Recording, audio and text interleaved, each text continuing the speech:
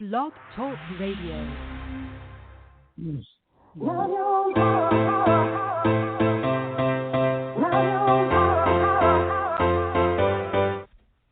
Chatting with Nat is a podcast for independent women seeking to speak their truth and to break down barriers. We host honest conversations that help to guide and empower women. Speak your truth and set yourself free.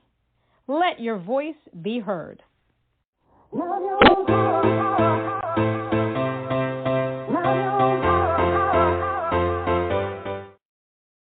everyone, this is Chatting with Nat. It's Natalie Jean, it's Natalie Jean, and today we have the honor of having singer-songwriter Honey Ribar. I hope I said that right. Going viral with over 500,000 views in under 3 days on YouTube, singer-songwriter Honey has captured the hearts of listeners through her recovery journey, faith-based perspective, and her unparalleled vocal ability. She was recently nominated into the Recording Academy and has a resume which includes live performances from Madison Square Garden, Xcel Energy Center, and Nassau Coliseum. Honey's new music showcases extreme emotional depth to create connection and camaraderie with listeners and those in need of support. Let's give her a round of applause. Yay. Hi, Honey. How are you? Thank you. Good, Natalie. How are you? I'm okay. I'm glad that we finally got the chance to connect. I know. I'm sorry about last week. I know Instagram was having some technical difficulties. Yeah, with all this new technology out there, you wouldn't think that happens, but hey, that's life. How do you say your last name? It's Ribar. I think you might have said it right. So you were pretty spot on. I hope so. So how have you been during this, how do I put it, pandemic? COVID had some babies, Roe versus Wade, elections, George Floyd, cicadas, mass shootings. I mean, it's just a thing. Tsunamis, earthquakes, assassinations. I mean, it's been one thing after the other. So how have you been through all of this? Sorry, honestly, measles and polio tried to make a comeback. Go ahead. Oh yeah. Had to put those ones in there, right? Right. Man, honestly, it's been a whirlwind. I actually reside in Minneapolis, so George Floyd, everything that had happened with him, really was as bad as everyone's made it. There were riots and fires and outbursts, and rightfully so. There's a lot of anger, and for a very real reason. I fortunately took a lot away from the actual COVID pandemic. I know there was so much misery through all that, especially with mental health and physical health and just all the things, that all the dimensions of wellness that we face every day. But fortunately for me, COVID actually allowed me to kind of hit that pause button, hit that stop button, and kind of figure out what I'm doing was doing with my life. And it allowed me to kind of take that step back from being in the mix of like the social settings and the constant, plans every night and going out. And I mean, I overcame my struggle with addiction during COVID. I was able to look my issues in the face and, come to peace with them and heal through that process. So in a way, COVID for me was a healing time through the chaos, and it allowed me to find my voice. So it's been a journey though, that's for sure. Oh, good for you.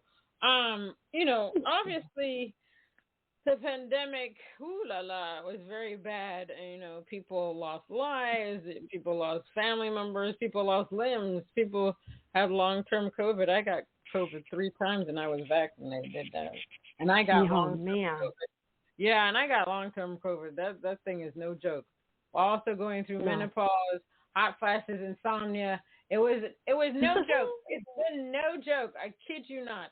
I have to tell all the ladies out there, when you get menopause, the menopause is just, I can't. It's the hot flashes are It's a whole different game. It's a whole different game. It's a whole different game. But, Totally. besides all of that happening, there were some pros, like what you said. You were able to look at your addictions, and you got over them, and you really thought about things. So what the pandemic did, it allowed people to have a lot of self-introspections. I saw family members walking together, and that shouldn't be a weird thing, but I think people are so into the fast-paced life, they don't take time to breathe. I saw, colleagues were like, they realized they weren't spending enough time with family members. They decided to cut back on work, and there were a lot of people that quit their jobs. So there are people that decided they really looked at their lives, and some people are just miserable in their job setting, and they realize, I have to be happy. I know I have to make a living, food to eat, clothes on my back, roof over my head, but I need to be happy. Let me do something that's more in line with my destiny, my mission. A lot of people wanted to work from home, so a lot of people did that. And then there's people like you and I that created, albums, EPs, singles, tracks, whatever. Some people decided to rebrand. Some people decided not to do music anymore. They were like, no, not doing that anymore. That's kind of crazy. Yeah. So besides all the things that you said, for your music, was there anything that you wanted to change? Were you okay to say, I'm Honey Ribar, I know who I am, that's it? Mm-hmm. Or did you think about anything else? Yeah. Well, and I'll say, during my recovery process, I actually submitted myself into a outpatient facility that focused on the 8 dimensions of wellness. And during that exploration of myself, I found that my spirituality in those 8 dimensions was lacking. So I actually joined my worship team at my church, and through worship every Sunday, and now I'm a youth leader at my church with teenagers, going into the real world and stuff, and they're the future, they're our future and everything. So I knew I had to change the direction of my music, because I was thinking, I always wrote stuff that was about my journey, about life, about circumstances that I had been through. So it was all personal to my story, but it was a pretty dark story, living in addiction. You don't really have a clear path of light. It's kind of foggy in there, and you just write about the things that you're feeling in the moment. And my music changed a lot during my recovery and during COVID.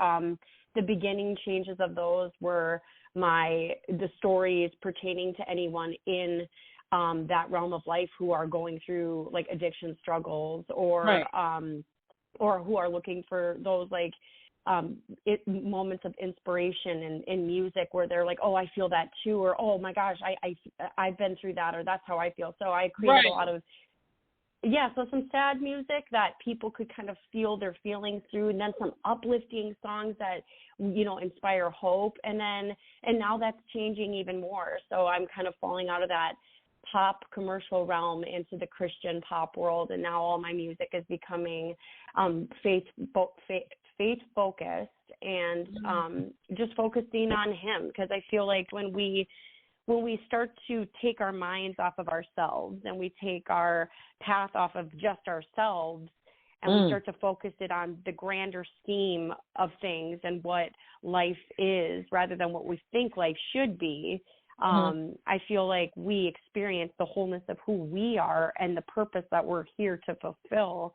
And we're not blindsided and fogged by the things that are, weighing in on us. When it's not about us anymore, our journey becomes a little lighter, and we don't feel like so much of a burden is put on us to be a certain way or act a certain way. It's just us being who we are, and being able to tell our story and live out our journey the most honestly that we can, and I think that's a mindset that the world has started to kind of shift into, especially after COVID. Like, who am I without everyone else? aside from being a mother and a sister and a caretaker, like, who am I without all those people, you know? What are the things that fill me and make me whole? And I guess these songs are kind of that digging into who we are a little more, and opening up about the things we're embarrassed about, and celebrating the things that we want to acknowledge, you know, and not being ashamed to say that we're proud of something or we're grateful for something, you know. So that's the kind of road I've been taking now. It's definitely changed. And I love that.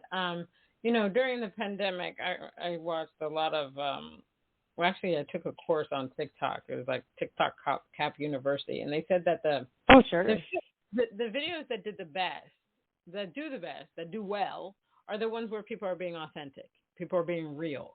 Because when they look at mainstream artists, they're like, oh, I don't know if I could ever achieve that. But when they look at real people, they say, oh, I can do that too. And so a lot of the artists, during that time, I think people had more time to discover new artists, especially independent artists, and they were just like, oh my God, I can relate to this person.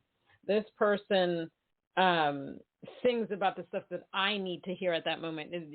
I actually read a small part in an article about Taylor Swift, and they were talking about how Taylor Swift has gained friends through her music. Like, she makes people feel very comfortable in the fact that they feel like she's like their best friend, like they can talk to her. Because one thing about Taylor Swift, I give her credit for this, is that she stands up for what she believes, and she doesn't care. She's like, I'm going to tell you how I feel. If you don't like it, then you can, you know, go away, blah, blah, blah, or stay with it. And this, so I really appreciate that. And I appreciate anybody that says, you know what works for me works for me. If it doesn't work for you, fine, we can agree to disagree, because the world is so vast. There's so many different types of people. There's so many different types of ideas. As we can see, there's a lot of shifts and changes in the world right now. So in music, and I tell every artist that comes on here, we have a superpower. Our superpower is music. Music has the power to heal. It has the power to move mountains. It has the power to, you know, people, when they're mad, they play it. When they're happy, they play it. When they're sad, they play music. It helps people in some way. And so I love artists that are like social impact artists, or artists that, you know, sing about their lives, but also are not afraid to express their own spirituality through music. Like the radio station that I listen to is K-Love.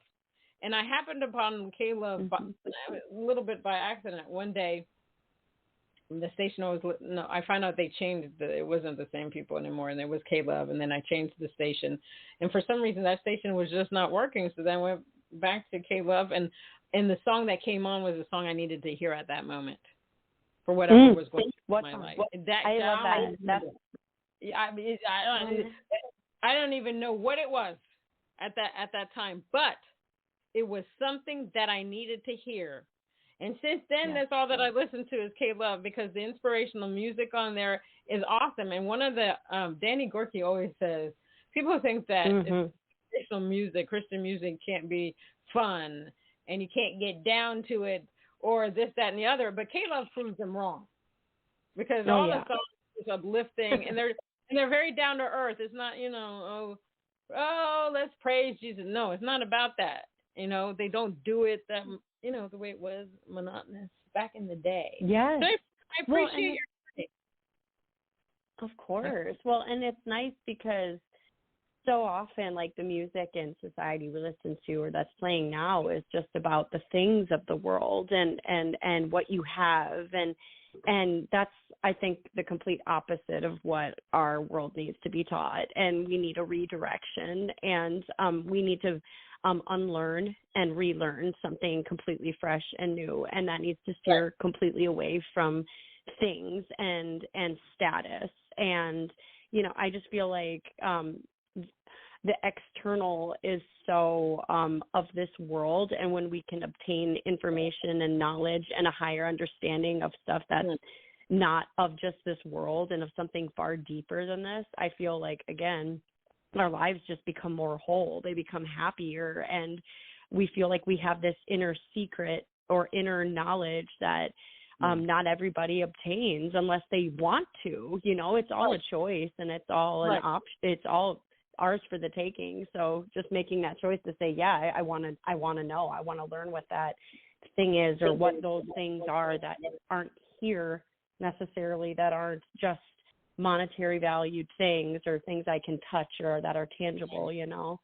And I think music that acknowledges that, you know, there's something way bigger and more powerful than how much money you have or what kind of shoes you're wearing. I feel like that music is so inspiring. Not that the other music, secular music, isn't inspiring as well, because sometimes monetary value can make a person feel like they've succeeded in many in ways, especially if you never grew up with that monetary income. You know, that's a level that you feel like you've hit. So I get that too. But the worship just does something different. Like you said, you needed to hear it, and there it was playing for you, you know? Yeah, it definitely hits in a different manner.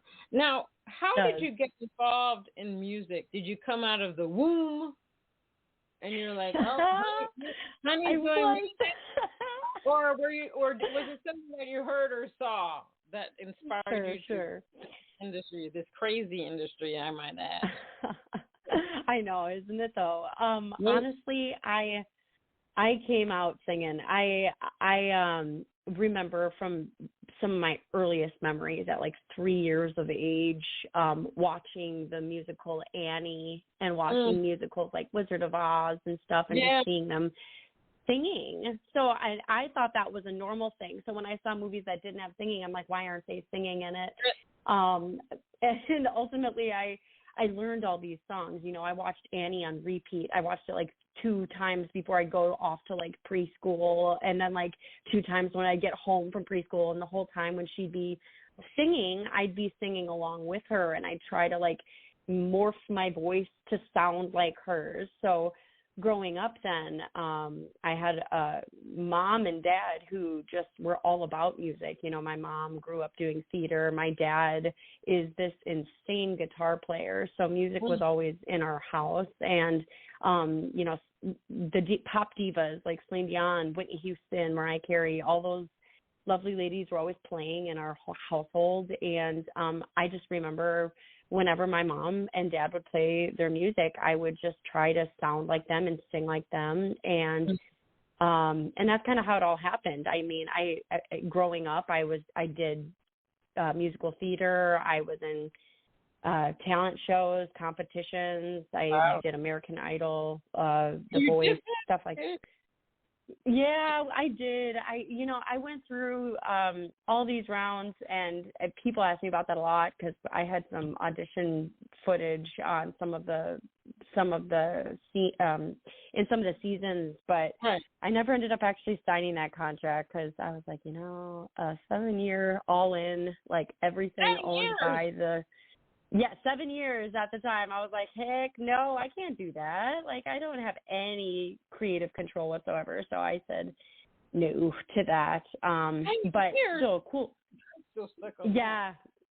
It was 7 years. Yeah. And I'm like, oh my gosh, no, thank you. So, so I grew up singing, being in theater or doing theater, all those lovely things. But it wasn't until I graduated from college. I went to NYU. I moved out of Minnesota, ended up moving to New York, lived there for 7 years, did regional theater, traveled, did touring.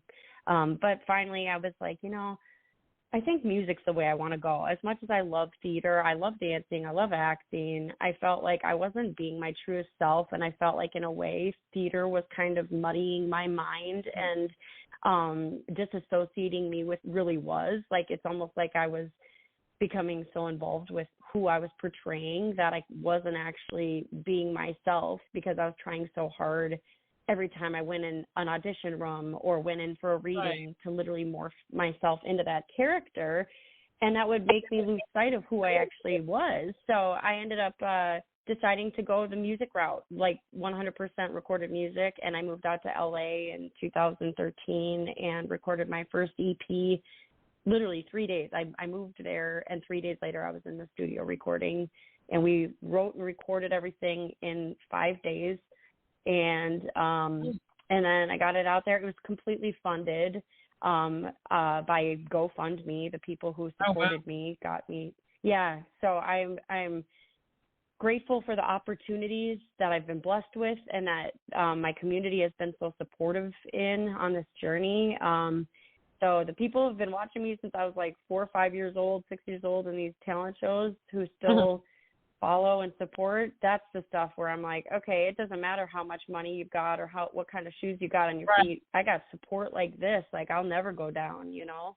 So that's kind of where the gratitude in my heart lives, you know, is with the people that come along on the journey and that, you know, tell you can do it and, you know, support you and everything. So, but yeah, and that's kind of where I got started with my recording journey. And through that time, my mission was just to have a voice for young ladies. You know, I wrote a song called Plastic that literally talks about being yourself, not changing for society, and being proud of who you are, you know, because we've got this one life here.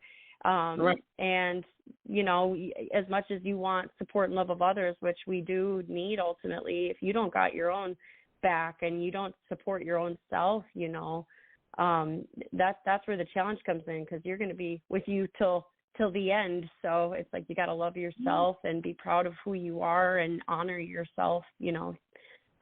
So that was kind of the beginning of that musical journey. And with that came that, you know, the transformation through my recovery process and everything, which I told you about. But yeah, but that's kind of how that went. Awesome. And what do you love most about being an artist? Oh man, so many things. I was just talking to my partner the other day in the car. I was saying, you know, worship, I just feel like is the truest, you know, the truest embodiment of who I am. You know, like when I sing and when I write, I feel like I'm writing about things deep within that I don't necessarily get to talk about on a daily basis. And I feel like music has, like you said, the power to heal and the power to change minds and the power to change the mood you're even in, you know, or enhance what you're feeling or help you think through the things that you haven't been necessarily able to sit down and think about yet. So having that kind of power really is a gift, and I don't think it's something that should be toyed with, and it's not something that should be taken advantage of, nor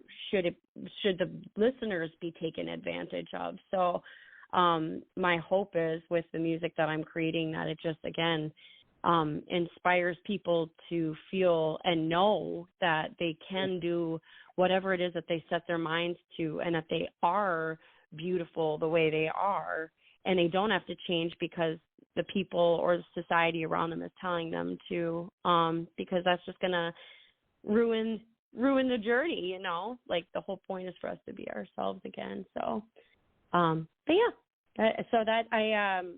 so yes, I find lots of power, passion, and productivity in music. I find that, you know, I've got 4 side jobs as well. So I've got a day job in marketing. I'm a music teacher. I'm a worship leader, and I also clean houses and do event planning on the side. So having this vessel that has lived within me since I can literally recall my first memories, having music as my main line for as many years as I've been on this planet truly has been a gift and, again, a power in a way that I think all of us have been blessed with, you know, those who are putting it into use, and the ones who aren't putting their gifts into use, like hopefully they will, and hopefully those who are inspiring them to get theirs out there as well, because you never know whose life you're going to touch through the words you're going to say or through the notes you're going to sing. Yeah, no, I completely understand. I also have a song out there called Authentically Me, so I completely, it's all about loving yourself and accepting yourself, so I completely get it. Now, I am going to play your song, Look Up. Tell the audience what that's about. Look Up is my newest single. It is coming out Friday, July 7th. And for any of those listeners who like to get on it really quickly, it actually comes out at 11 p.m. Central Time on Thursday, July 6th, if you want to listen right away. But the official release date is Friday. And this song is, I was sitting in the studio one night and I was thinking about my youth group, my group of girls. I got a group of girls who are just so amazing. They're 11th graders, they're juniors in high school, and they're all going through so much, like all kinds of things in life, whether positive, negative, lots of stresses, lots of uplifting moments. So kind of like a mix of all these things. But I thought to myself, what is the message? What is something I need to tell these girls?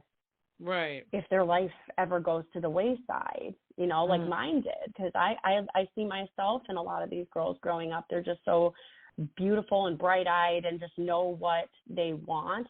But but sometimes life just, you take a detour and you make the wrong decisions, and then suddenly you're going 100 miles an hour down the wrong tunnel, and you're like, why? How did I get down this? How did I turn down this way? So the whole point of this song, Look Up, is just to pretty much give them the roadmap to the answers, and that is through the Lord, looking up and finding the solutions in what he's calling us to, rather than looking to society for those answers.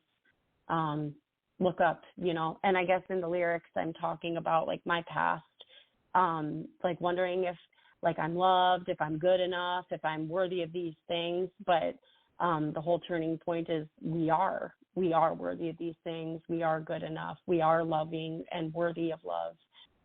That's what the song's about. Look Up. Okay, let me play it.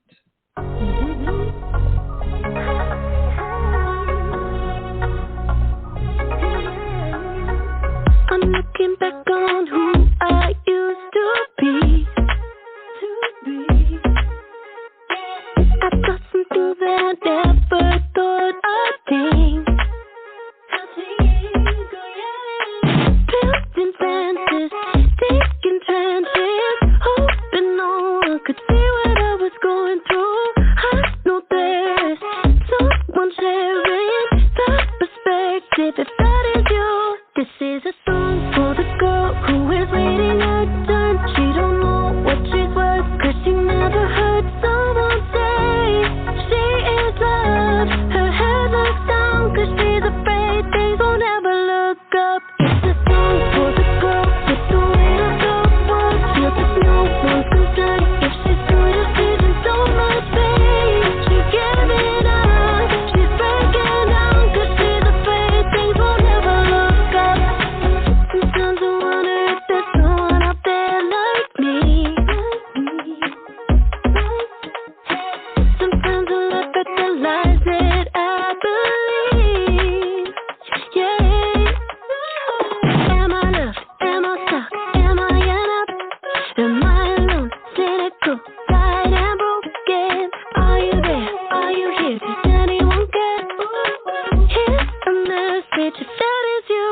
This is a song for the girl who is waiting her turn. She don't know what she's worth, 'cause she never heard someone say she is loved. Her head looks down 'cause she's afraid things won't ever look up. It's a song for the girl with the weight of the world. Feels like no one's concerned. If she's good or she's in so much pain, she's giving up. She's breaking down 'cause she's afraid things won't ever look up. Honey, please look up. Honey, please look up. And things will start to look up. Things will start to look up. Darling, you are loved. You are loved. Honey, please look up. Look up, look up. Honey, please look up. Look up, look up. And things will start to look up. Start to look up, baby. Darling, you are loved. You are loved. So honey, please look up.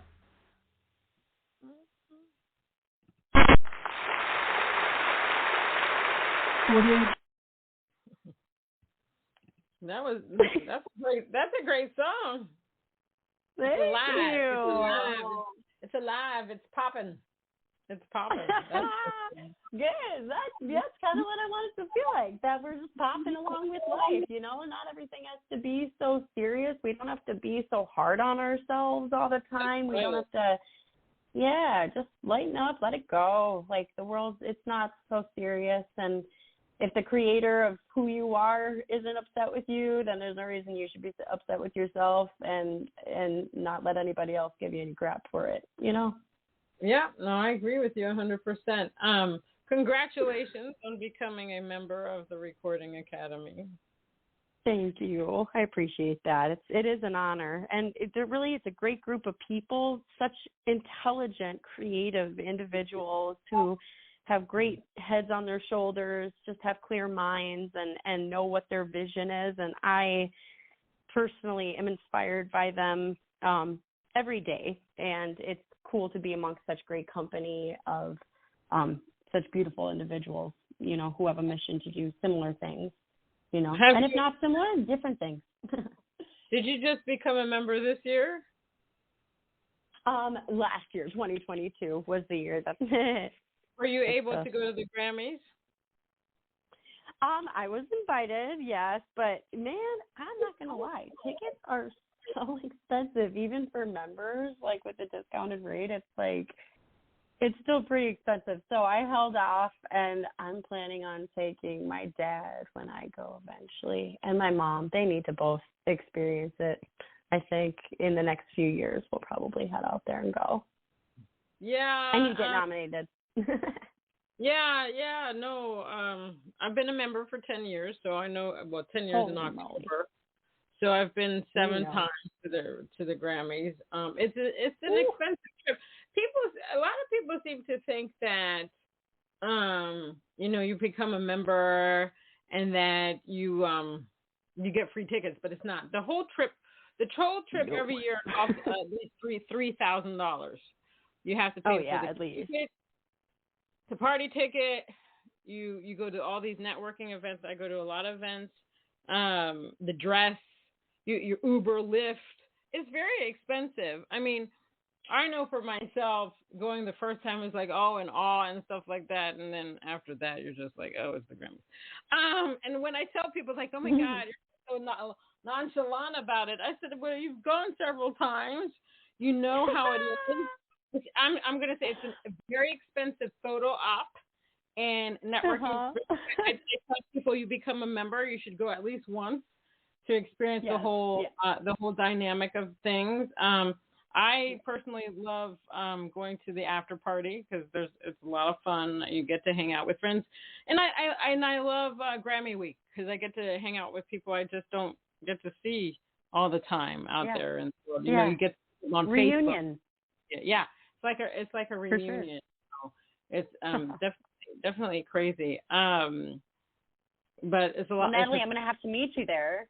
Oh yeah, no, definitely. I'll let you know all the networking parties and stuff like that are out there at that time. That'd be awesome. When what is your songwriting process?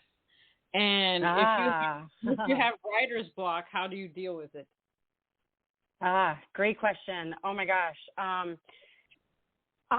So my process has been pretty similar throughout the entire 10 years I've been recording now. And I would say that is start with an idea, something that's been before I go in. We don't have our sessions until the afternoon into the evening, like late hours sometimes. We usually start around 2, and then we'll hop in, and I go into the studio with my producer, Josh Zegan, a.k.a. Yesh. He and I will sit down, and it's great because he pulls things out of me.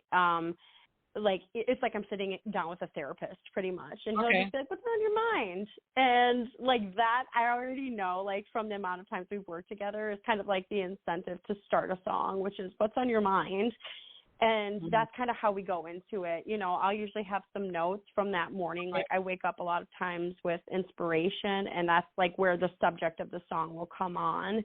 And how we start working on them is he'll usually have like a beat or something, and if I gravitate towards one of them, I kind of like land on one, and then we'll build the track, and we'll come up with sometimes we'll start with a chorus because we'll just have like a really solid idea of what we want the main point of the song to be, and other times we start with verses. Typically though, with verses kind of getting into the concept of the grand theme of it.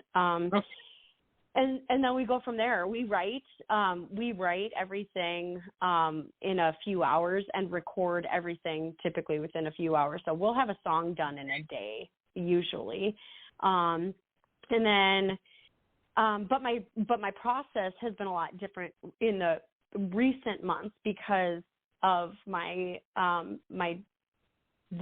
direction I've changed. You know, I think going in wanting to write about my journey started to have a lot of pressure on me. Like it weighed in a lot, and I was like, oh my gosh, wonder if I don't say the right thing, or wonder if I don't this and that.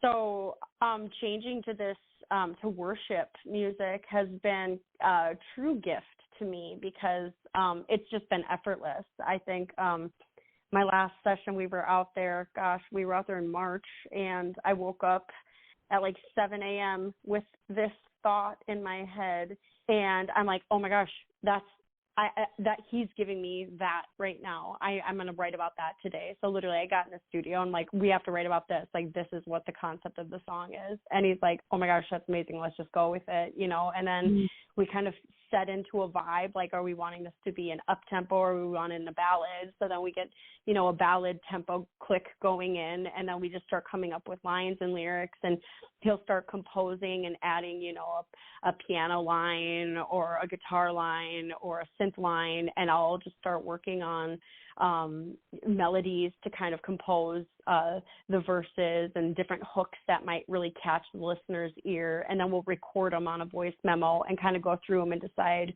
what one hooked the best, and see if we can, you know, one up that anyway, and if we don't think we can, we go with that hook, add lyrics to the hook, and for anybody who doesn't know what a hook is, or the melody, that's like, it's like the movement of the actual notes in the song that make like it, you know, hooky.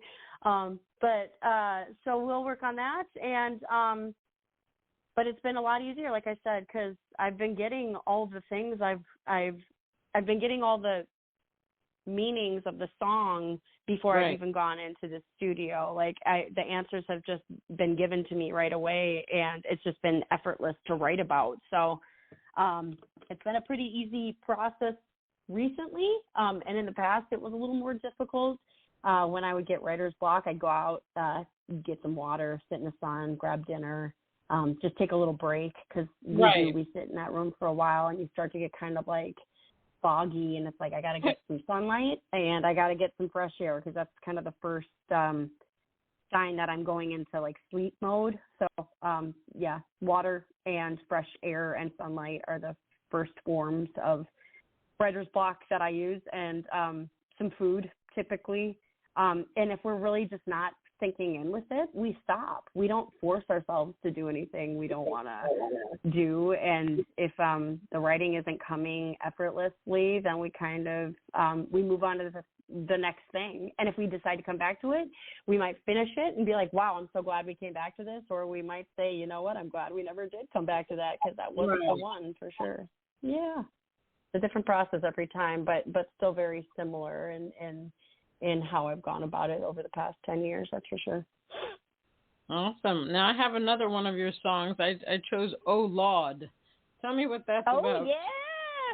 Oh, that one came out right when the pandemic was kind of in its thick, after everything with George Floyd had happened. And if you know the lyrics, oh Lord, I take a look around, everything's upside down. I think that's kind of a sign that our world is just, I was very angry writing the song, but also extremely grateful. Like, I could feel the anger of society while writing this, but also saying, like, let's take that anger and channel it into something positive, even though this is hard right now to think of anything positive right now with all that's going on with the body counts that we have that no one wants to talk about. You know, these are all the lyrics. Like, let's show the people who are trying to bring us down that we are stronger than them by being grateful and by showing that they can't take us down no matter what they do, you know. So, oh Lord, you're good to me. He is good to us. Society isn't, but he is. And I think giving the gratitude to him and expressing our faithfulness to him even through the trials just shows who we are and how strong we are in our journeys, that we won't let anyone take us down and that we won't let anyone throw us off as long as we stayed focused on the thing that's most important, you know. So that's pretty much what Oh Lord is about, you know. Oh Lord, you're good to me, and yeah. Let me play it. Mm-hmm.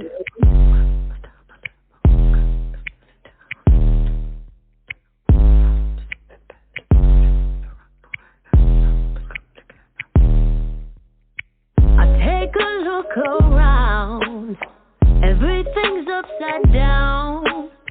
We got this body count that no one talks about.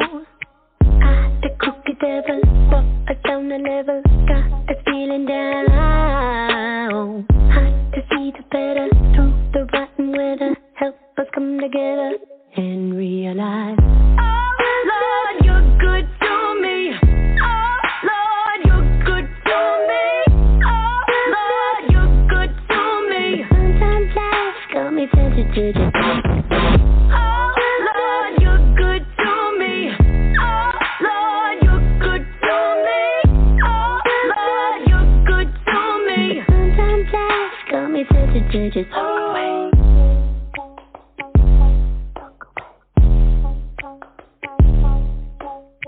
I once was lost, now found, but does salvation doubt? Have we become too proud? The congregation shout. The cookie devil, but down the level, got us feeling down. Hard to see the better, through the rotten weather, help us come together and realize, oh Lord, you're good to me. Oh Lord, you're good to me. Oh Lord, you're good to me. Sometimes life got me tempted to just run away.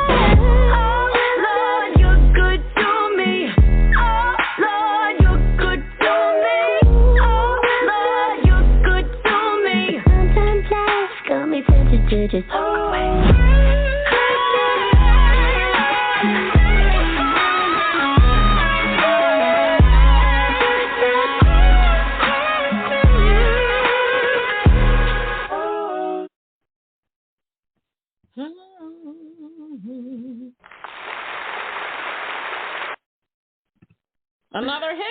Another hit. Thank you. Thank you. I mean, I love it. Go. I really do. Now, my last question is this. Mm-hmm. What is the question? The question is this: what are 3 things you wish you had known before you got into the music business?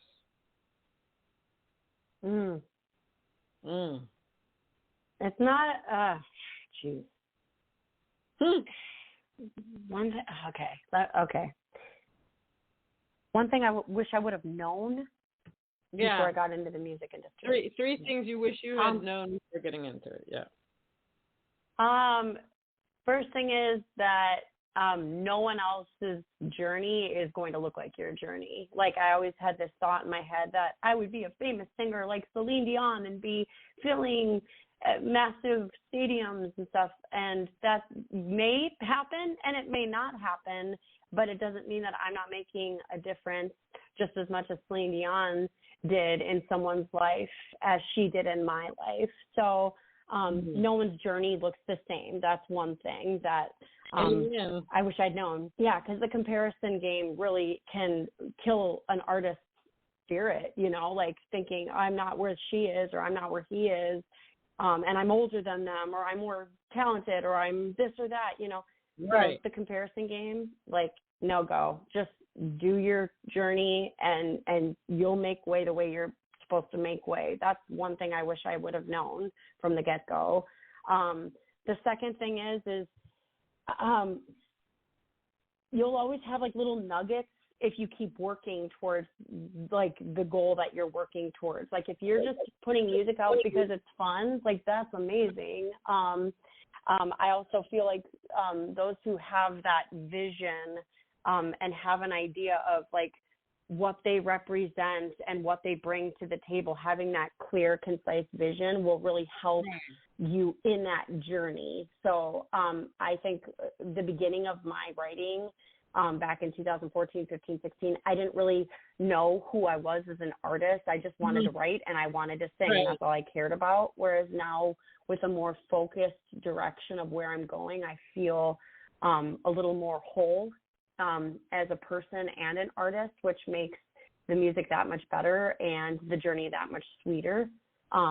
So just being mindful of when you hit those marks and acknowledge them and appreciate them and be grateful for them. And last thing is there's a lot of fake people, but there's a lot of really real people too. So I know that there's a lot of people that like to slam people in the industry and talk about the hardships, which of course there are those people, but let's acknowledge the ones who are making way for those who need and want to have a voice and who are inspiring and who are motivating. So really cling to the people that you feel the good juju from, and the ones who you aren't feeling that good juju from, step away a bit if you need to, but that's where I'd go with that. I'd say don't compare your journey. It's not a perfect one. Be mindful of those things that, level you up a bit in the industry and in your own journey, and be grateful for the people who are there supporting you and who are in it for the good things in the industry. Yeah, and the ones that I add on to that is the music business is very rough. It's tough. You really have to love it to want to stay in it. It's a 24-day job, 24-hour, 7-day job. Also, to piggyback off of, there's some just funky people in the funky people in it. Seems like scammers know when a person's an up-and-coming artist is out there, because it's almost like they can sniff them out. So I always tell people to do due diligence, do your research on anybody that contacts you about saying they're going to make you a star and you have to pay money, do this, that, and the other. Please, you have to do your due diligence. Talk to people that have worked with these people, not worked with these people. I don't know, but make sure that you do that, because in the end you'll learn. It's really sad. And the other thing that I would add to it is that music is so much different now. When let's say you're a person that wants to go viral with your music, it's not just about back in the day. You had a little record in your hand. You would go to the radio station and say, "Oh, can you play me?" And they might play you. Now it's just it's tough. I mean, it's not like that. It's pay to play. You have social media. You have to see if your music will work on social media. It's a lot more work. And the other side that I think a lot of people don't see is that there are some people that are cat cows, in the sense that they'll grab a person that really can't even sing. It's not about the music anymore, and they make them famous out of trash. I'm sorry, it's trash music. Yes. Music. Yes. Nonsense music. There's this girl called, I always talk about her, Cash Me Out Girl. She was on Dr. Phil. Nasty little girl. Nasty. I think Warner, it was either Warner Music, Sony, I can't remember which label, grabbed her, put her on a label. She made millions of dollars. Now she's on OnlyFans. She makes a lot of money, all because she was nasty. Not a person that, wants to make a difference in the world. And, people can do what they want with their music. You can brand yourself to do this, that, and the other. I do appreciate people make music because they want somebody to feel something. But if you're just out there to become famous, that's your thing. I can't judge you, but I appreciate the people that are trying to. I appreciate the people that are trying to make a difference. Yes, that's that. I think that's the whole thing, is finding the people in here that are trying to make a difference. Because, like you said, not everyone is trying to make a difference. They're just trying to make a buck. And no offense, like, I don't really care to support you making the buck if you're not giving out the energy that our world needs right now. If you're supporting the movement that we're needing to veer away from, I'm going to go the complete opposite of you, of if anything. I agree with you. I agree with you 100%. Well, girl, that's the industry. That's the good stuff. Yeah, that's the industry. You know what? If it's your thing, I always tell people, figure out your brand, do your thing. And I always tell people, you need to believe in yourself. People don't have your vision. They may not understand your vision. But here's the thing. Whatever you put out, there's somebody that's going to be listening to your music because it's going to move them in the way that somebody else can't. So keep being you, do you. Don't let anybody ever change who you are as a person and as an artist. That's the bottom line. 100%. That is that's the takeaway. Don't ever let anybody change you. You just keep on that path. You're good. You're doing good. Amen to that. Well, honey, thank you so much for being on Chatting with Nat. I really appreciate it. I enjoyed our chat here. I've learned a lot about you. I love your music. You're fantastic. Me too. Thank you. I appreciate you so much. Thank you for having me on, and I'm glad we got to connect, and I'd love to learn even more about you sometime. And I know you've made your way in the industry and have done so many incredible things. So I just appreciate you taking this time out to talk to me, to recognize what I'm trying to do as well. And I appreciate you, and we'll keep following you for sure. We'll definitely follow you. And we have to set up another IG Live because that was just... Oh, yes. I know. I was like, what is going on? I've never had this happen before. So, yes, well, I would love to do another Instagram Live for sure for the friends on the social platforms. That'd be great. It was just a fluke. It's just crazy. All righty. Well, everybody, this is Chatting with Nat, and this was the amazing Honey Ribar, a singer-songwriter Honey Ribar that does it all. You can find her at www.honeyribar.com, Honey Ribar on YouTube, Honey Ribar on Facebook, Instagram, and TikTok, and Twitter. And if you don't remember that, you can just Google. Google is your friend. And remember, you can always still buy music. $1.29 won't kill you. $5.99 won't kill you. Especially if you're going to especially if you're going to Starbucks and you're buying a coffee for $5. You can still do it. Let's get back to those times, because you know what? Investing in somebody's music is investing in yourself. And remember to always be true to who you are. It doesn't matter what other people think, as long as you know you love yourself. And that's that. Thank you, honey. Until next time. I like that. Honey. All right. So until next time on Chatting with Nat. Thank you, honey. I really appreciate it. Thanks, Natalie. Have a good night. Same to you. Thanks.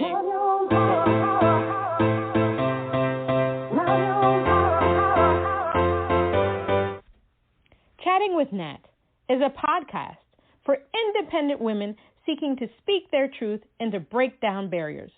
We host honest conversations that help to guide and empower women. Speak your truth and set yourself free. Let your voice be heard.